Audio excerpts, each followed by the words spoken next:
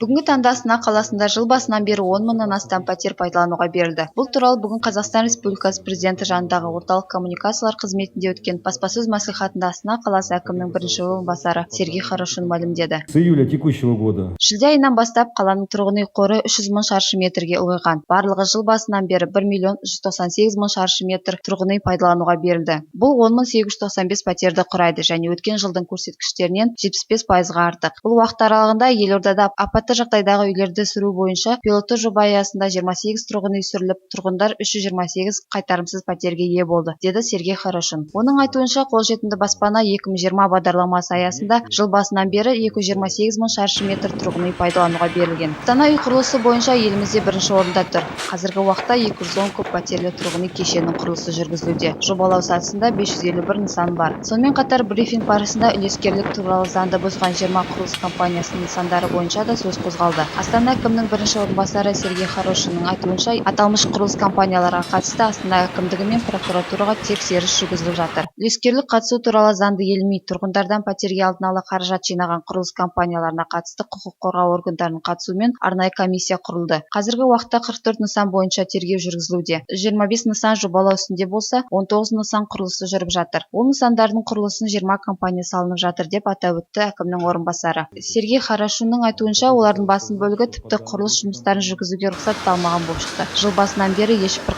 құжатсыз әрекет етіп келген құрылыс компанияларының саны 125-тен 13-ке дейін азайған. Жыл соңына дейін бұл мәселе түбегейлі шешіледі. Мұндай компаниялар қатарына Азбука Жиля, Туленді Альбарахат, Сезам Строй Сервис, Шейх Казинвест және Тамз Инвест Групп компаниялар кірген.